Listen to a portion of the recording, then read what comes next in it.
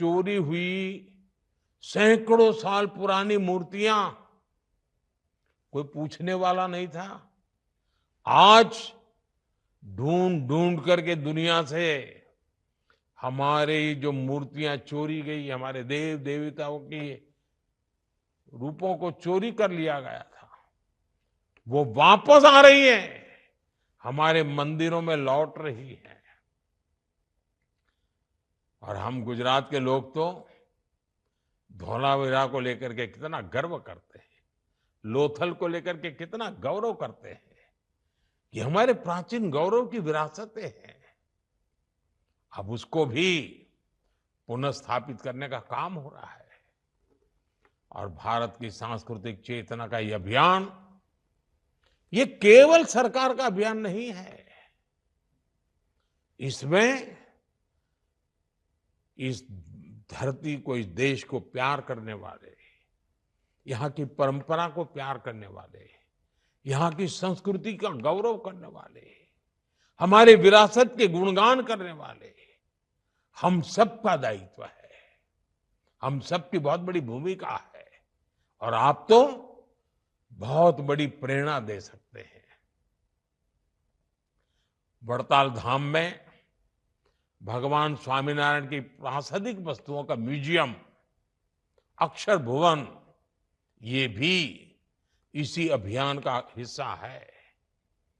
और मैं इसके लिए आप सबको बहुत बधाई देता हूं, क्योंकि म्यूजियम नई पीढ़ी के लोगों को बहुत ही कम समय में परिचित करवाता है।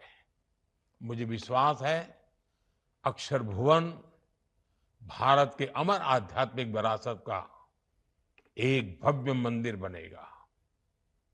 साथियों, मैं मानता हूं कि इन प्रयासों से ही विकसित भारत का उद्देश्य पूरा होगा।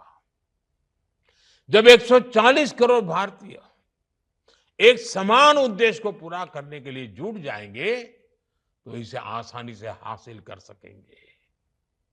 इस यात्रा को पूरा करने में हमारे संतों का मार्गदर्शन बहुत महत्वपूर्ण है। और जब इतनी बड़ी मात्रा में हजारों संत यहाँ बैठे हैं, देश विदेश से आए हुए हरिभक्त यहाँ बैठे हुए हैं, और जब मैं अपने ही घर में एक प्रकार से आज जब बातें कर रहा हूं, तो मैं एक और काम के लिए भी आपको जोड़ना चाहता हूं।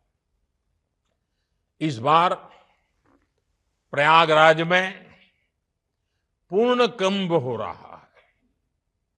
12 साल के बाद ये पूर्ण कुंभ आता है। हमारे भारत की महान विरासत है। अब तो विश्व ने भी इस विरासत को स्वीकार किया हुआ है। 13 जनवरी से करीब 45 दिन तक 40-50 करोड़ लोग इस कुंभ मेले में आते हैं। मैं आपसे आग्रह करता हूं कि आप ये काम कर सकते हैं। विश्व भर में आपका काम है, विश्व के अनेक देशों में आपके मंदिर हैं।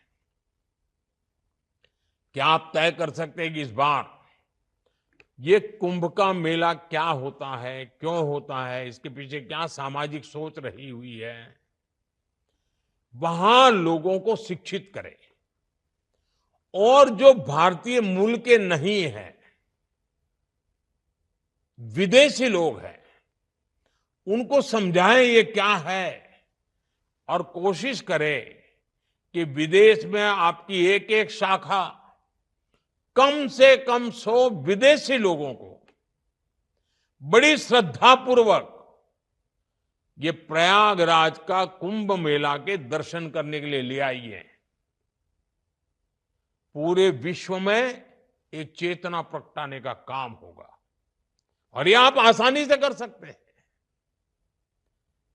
मैं फिर एक बार वहां खुद नहीं आ पाया हूं, इसके लिए क्षमा मांगते हुए आपने वीडियो कॉन्फ्रेंस से भी आप सबके दर्शन मुझे दिए, मुझे सब संतों के दर्शन करने का मौका मिला। सारे परिचित चेहरे मेरे सामने हैं, मेरे लिए बहुत खुशी की पल है।